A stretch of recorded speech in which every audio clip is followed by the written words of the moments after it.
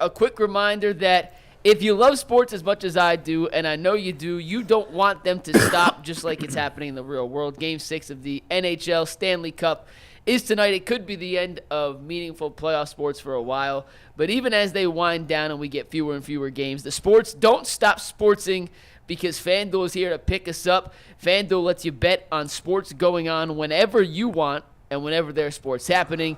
All you have to do is open the app and dream up bets at any time you're in the mood. This summer, FanDuel is hooking up all customers with a boost or a bonus daily.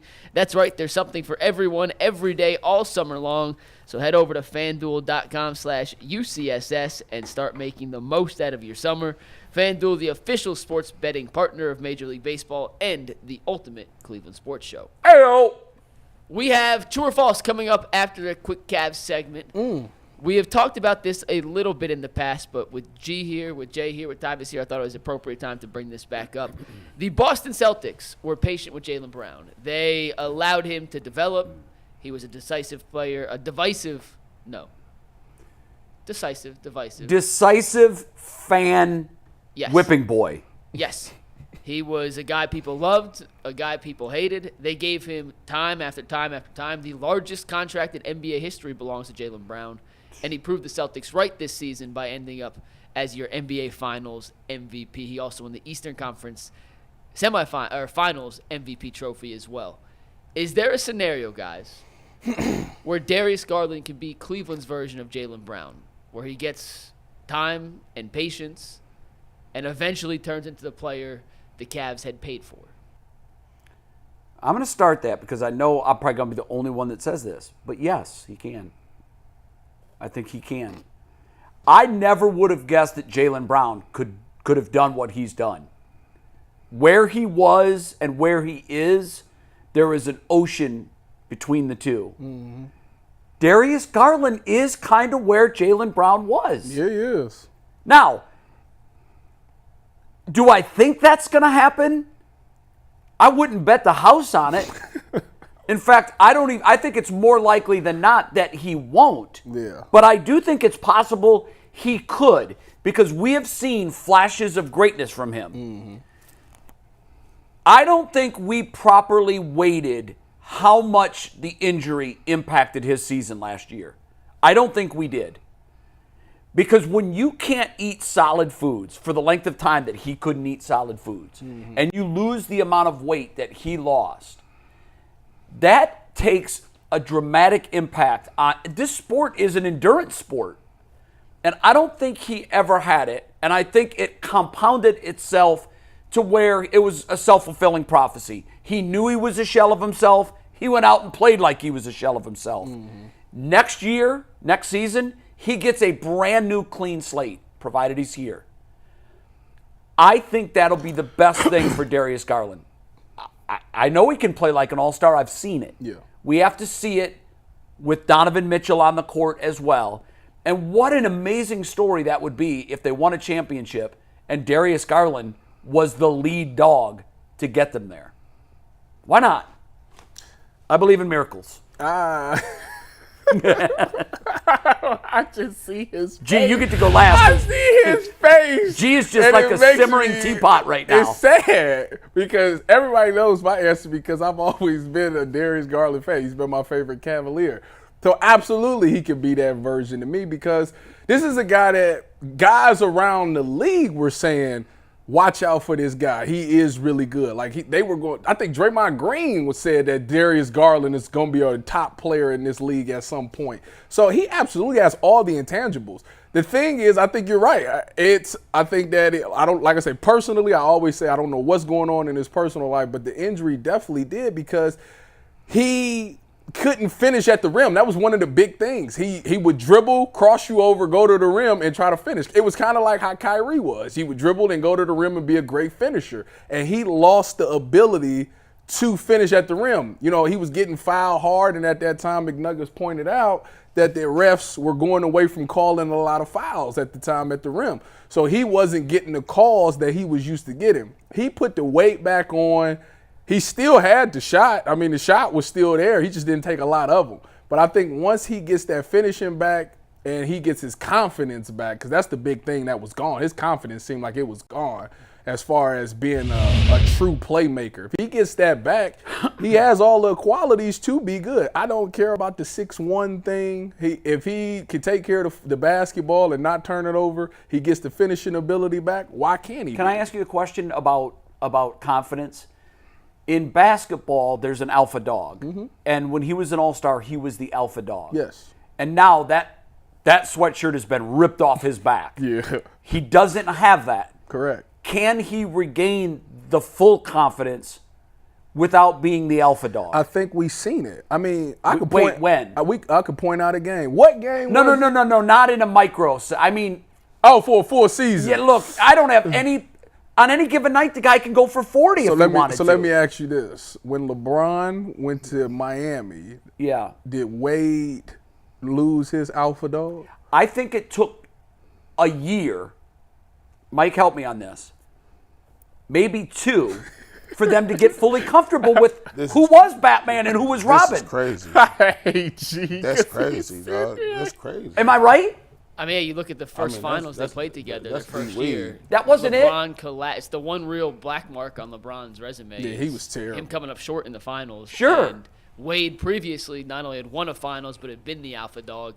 Yes. It took him that second year to really gel and mesh together. Same with Bosh, too. And that's my point. And they did. They had that third element in Bosch trying to figure out how is this thing going to work.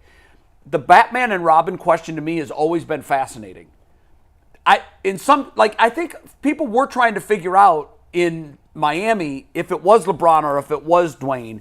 And I think the ultimate answer was it can be LeBron most nights, but in big spots, it can be D-Wade. Yeah.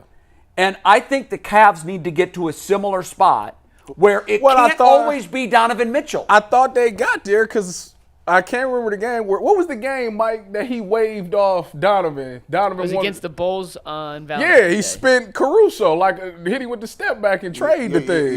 Y'all hear We needed to see a lot more of that. Exactly, but I'm saying it's still there. You talk about Caruso in January when the snow. I'm talking about, one of the guy that was a 2-time all defensive player. Yeah, I could- G, What G, about what's him? your answer to this, G? I thought the I Bulls. see you simmering there. No, I'm just sitting here. First of all, let's debunk the whole D Wade thing. Stop bringing his name up. 2010, D Wade, 27 points, 5 rebounds, and 7 assists. Stop telling me about D Wade. Darius Garland has never sniffed those numbers and won't approach him. He's nowhere near on that level. What's the numbers again? Let's go right back. 27 points. Okay. 5 rebounds, 7 assists for D Wade. What was- not sniffing. And 21 in his All-Star year. I'll give you 21 and 8. That's it. Hey, 21 and 8 is good. Hey, It's not like it's miles I'm about apart. to say, like, Hold on. I can't believe you acting like this. And you lost to the Hawks in the play-in Wait a game minute. at home. Wait, you was lost this- to the was Brooklyn this- Nets on the. Was this year with D-Wade with LeBron? Or Yes, this, that's this with him. LeBron. That's Okay. together. Okay, go ahead. As This is one. year 1? This is year 1. Okay. Still smoking. They ready to go. Now let's get to this Darius Garland situation. Here's the problem with Darius. Here's the problem people got. See, they remember things a little differently, but I have to be sobering and just give you the stats. I'm just saying, I'm not a stat guy. I'm a feel guy. I'm an emotional guy. But let's just give you the stats to just show you. I'm an emotional guy. April 25th, he had 5 points against the Orlando Magic. 5 whole points. Donovan Mitchell, the series he was hobbling around and couldn't even stand up. That series, he had 5. The next game, he came back with a whopping 14 points. Came back. Look, hey, he got to the crib. He had 23. You're like, oh, Darius is back. He got 23 and 21.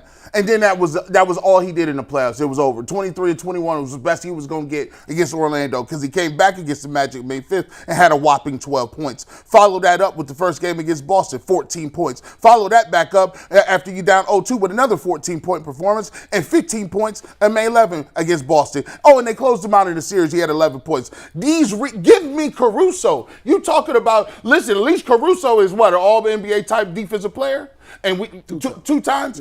Darius Garland ain't got none of this. This guy's giving 11, 12 points. And this Jaylen Brown conversation is not valid. First and foremost, Jaylen Brown has always been a better basketball player. He was ranked higher in high school. He was ranked higher coming out of college. McNuggets, you know that. ESPN has him at a 93 overall. Darius Garland, 96 for Jaylen Brown. And let's not forget, he's 6'1". And I argue, does not have one elite skill or trait. Rebuttal it. I agree with you. I'm on your side. Okay, so he's not an elite shooter. Who you talking about? Darius Garland. He's not an elite shooter off the dribble. He's not an elite shooter coming off screens. He's not lightning quick. He's not a finisher like Kyrie Irving around the basket. He doesn't create for others, and he turned the ball over all the time, like a walking. You take it, Willie, in crunch time too. I give you all that. That's the recent description of where we are now with him. But I also think that you said people tend to forget what some of his numbers were in big games last year. I think people also forget how good he was before Donovan Mitchell got to town. Was it he was that good, or the expectation levels for the Cavs were at a different place? Well, no, I'm just saying with my eyeballs. With my eyeballs, I'm like, this guy is a baller. I think he was that good because I do too. It was the ability to get everybody else involved. The thing was, when he was off the court, they had nothing. But when he was on the court, he could start offense. He could score. He can get you to score. So you and I are in the camp that this is possible. It's not an impossible I'm not really task. hearing. What was LeBron's stats in the second finals with D-Wade that first year when they went to the finals? How many points? I think LeBron in that final with Dallas. Yeah. When he lost, I think he averaged like a triple-double, like 17, 11, 11 or something, but it was his lowest totals of all time. No, he was not good against Dallas. I can't believe you just sat there and said that. Mike, he a triple-double. He wasn't averaging no triple-double. He almost did. Yeah, no, he did not. He pulled LeBron averaged 18, 7, and 7 in the finals. Yeah. Okay. 18, 7, and 7, right? Yeah, so don't sit there. One of the guys who people say is the best of all time. He didn't do well in a finals appearance, but he was able to turn that around. So Darius. Whoa! Are we saying that Darius Garland? No, what I'm saying is we've seen people not show up, but then come back and show up again. Yes. Yeah, but you kind of lost me with the LeBron. I'm just saying. I'm not saying they're the same people. No, That's I know what what I'm saying. But LeBron had already been at that level at a much higher level. All I'm saying is people that has not performed in big games but have turned it around. Why can't Darius do like that? Let me the reason that the Darius Garland thing, the ship sailed for me, is you had it's out to sea. You had clearly you had Donovan Mitchell, who was clearly hurt. You had Jared Allen, who was clearly not playing. You have Evan Mobley, who had a sprained ankle, who was hobbling around. It was games where it was you and one of the Morris twins, and you still didn't pull up. How you not pull up? You got your all-stars out. That's the game. That's the 11 points, 44 minutes. Come on, 4-17. Come on, it's not gonna work. And when you talk about Jaylen Brown, and we'll bring it back all at once.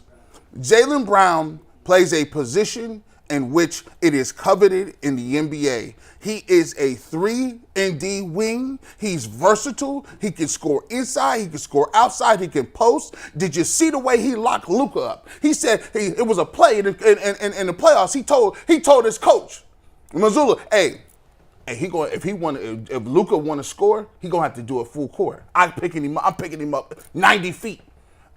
Somebody else gonna have to. That level of ability to do that is ridiculous. And the thought that the Celtics didn't retool around them, they consistently retool around them. Well, I think you're making an argument that they're different players. They're different players. They're completely different players. I think that would be foolish to argue that they're the same player. They're clearly not. We're asking, can Garland fill the role at a different position that Jaylen Brown filled? I want your opinion, Mike. You guys know I like Darius. I'm not trading Darius. I made it very clear. Unless you're getting a legitimate all-star wing back, I'm not trading him for two solid role guys on the wing. I don't think. We saw Dallas, who had a bunch of role guys at the wing position. All their guys collapsed under the pressure of the finals. That's not the recipe for success. So as much as I like Darius Garland, I'm more on G's side with this, that I don't think he could become the Cavs' quote-unquote version of Jaylen Brown, because I don't think he's good enough to be either the best and or second best player on a championship team. He might be your third, but I don't think he has the potential to be the best or the second best, because even when he was at his peak, when he made an all-star team prior to Donovan Mitchell coming, when he made a solid first season with Donovan, at least by the counting stats, he's still between 8 and 12 and maybe a little even lower on the top point guards in the league list. And I don't think the second best player on a championship team. Where was he 3 years ago? between 7 and 12. I mean, I have to go back and look specifically at that Yeah, season. you moved him up one spot, But, maybe. I just think his ranking in the league was higher before Donovan Mitchell got to town. I have to go back and look at that season specifically, Sure. but I think at his peak, and it's because that position is such a talented position across It's the league. dripping There's with so many talent. good. And Mike, and if he's, that's he's an undersized guard, which does, I know he's a different position than Jaylen Brown, but you're always going to be more patient with a guy with elite size at a premium position than Sure. you are going to be at an undersized Yeah, position. he may not get that much time. Yeah, so I like Darius. Trust me, I like Darius. But can he be the Cavs version of Jaylen Brown, which is you give all the benefit of the doubt and patience beyond what he probably has earned?